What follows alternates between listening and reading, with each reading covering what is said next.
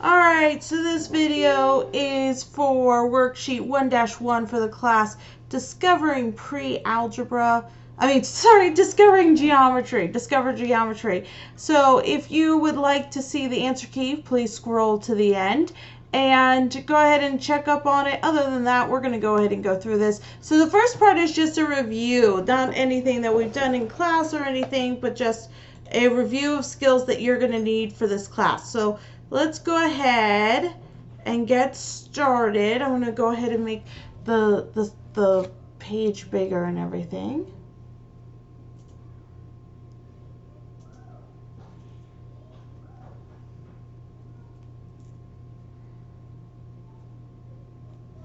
All right, let me get my pen up.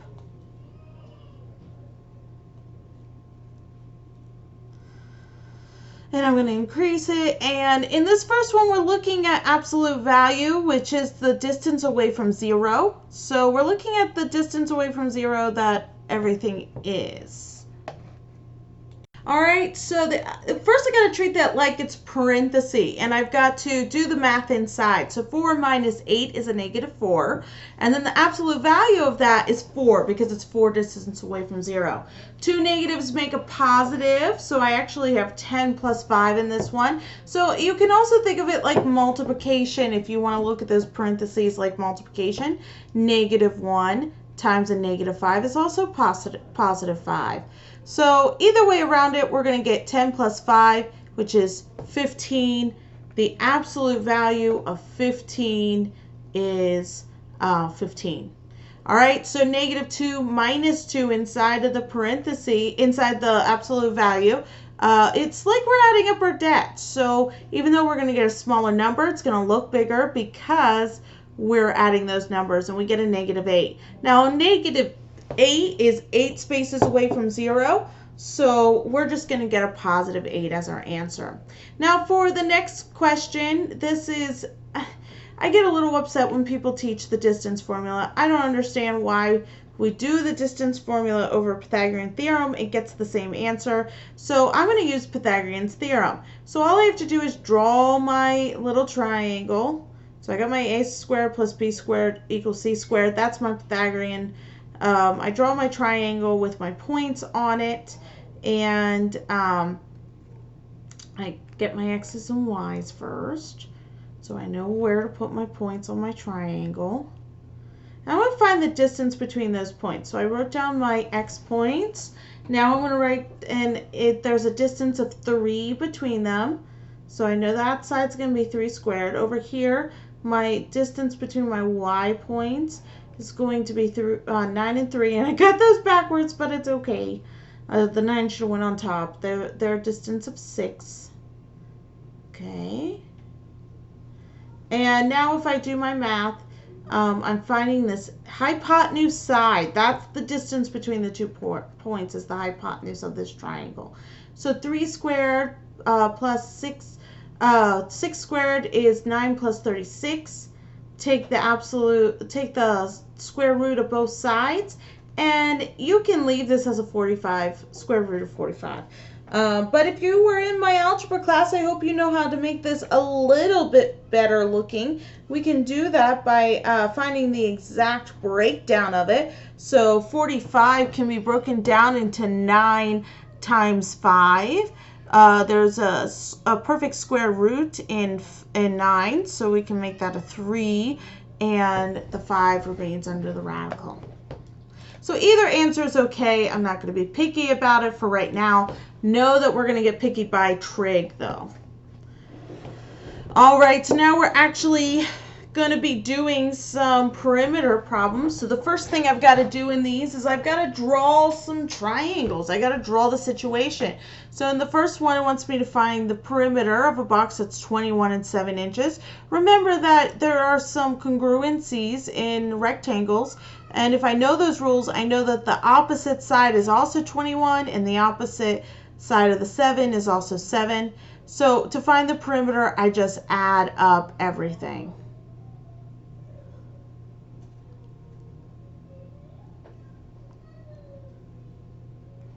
And I'm going to get 56 inches. All right, in this one, it's 16 and 23. And I'll just let you know that I understand that I'm re-recording over this because I accidentally found the area. And I know that I found the area. If you wait 1 second, you'll see that I figure out my mistake and I say, oh no, I should be finding the perimeter. All right, so I know that the relationship is that there are two sides that are 16 and two sides that are 24 because of the relationships of a rectangle. And altogether, if I add up all of those sides, I'm going to get, see, 32 plus 46 is 78 centimeters. All right, so in the last one, we have 36 by 24, and we know our relationships say that there are two sides that are 24, and there are two sides that are 36. So if I add it all up, let me finish adding this. I'm going to get 120 meters. All right, the last two are word problems, and they're a little bit hard. We have some borders on these. So I have a rectangular certificate. It's kind of like a graduation certificate, promotion card, whatever. And it is 8 by 10.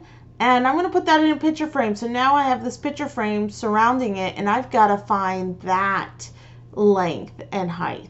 The length and the width of that picture frame.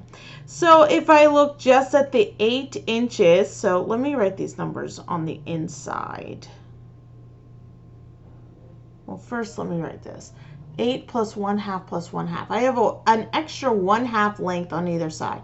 Yeah, let me put that 10 and that 8 on the inside of it.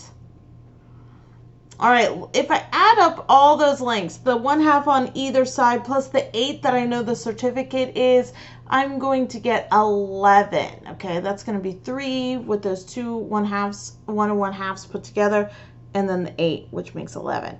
Now on the 10 side, I got 1 and 1/2 on either side, so it's going to be 10 plus 1 and 1/2 plus 1 and 1/2, which is going to give me 13.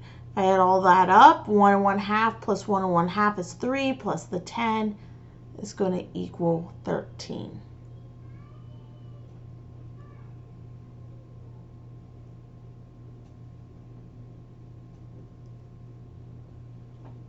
All right, the last one is a garden. Oh, wait a minute, I got to add them all up. So now I can add up all the sides and find the perimeter of my picture frame, which is 11 plus 11. And 13 plus 13, which is 22 plus 26, which is 48 inches. All right. Let's look down for a minute. So your next worksheet will actually work with area. All of these are perimeter, but that's okay.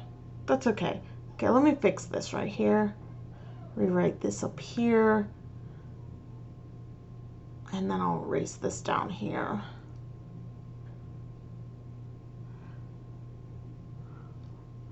All right, in this one I have a garden that is 5 by 6, and it has a walkway around it that is 2 inches wide. So I'm going to be adding 2 inches on either side of each of my dimension.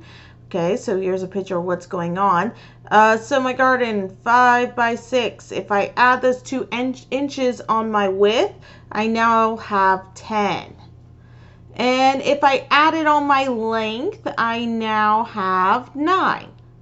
So I'm looking at the perimeter of 10 by 9. So let's add up my 2 9s, let's add up my 2 10s, and all together I'm going to get 38.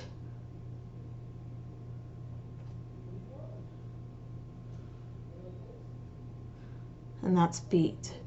All right, awesome. So keep on working on these problems. I'll see you in the next video, and let me know if you have any questions. Now let's go ahead, and if you're here at the end because you want to grade your worksheet, let me show you the worksheet.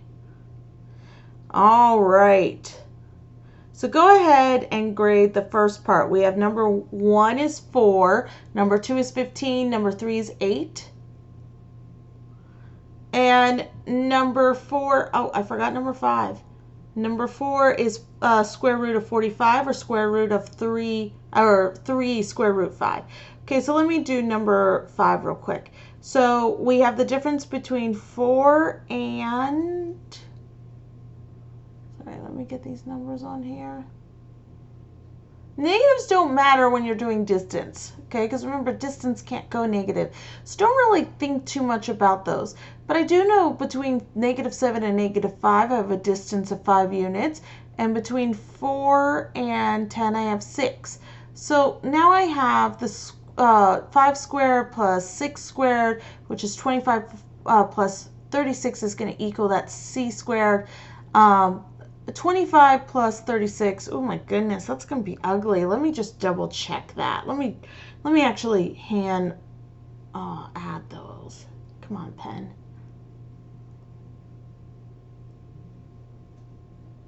Okay, here we go. Yeah, it is a 61. That's ugly. Okay, so the square root of 61 is just 61. I can't break that one down. So the answer is the square root of 61. Okay, now I'll see you all in class. Make sure you ask me any questions that you have.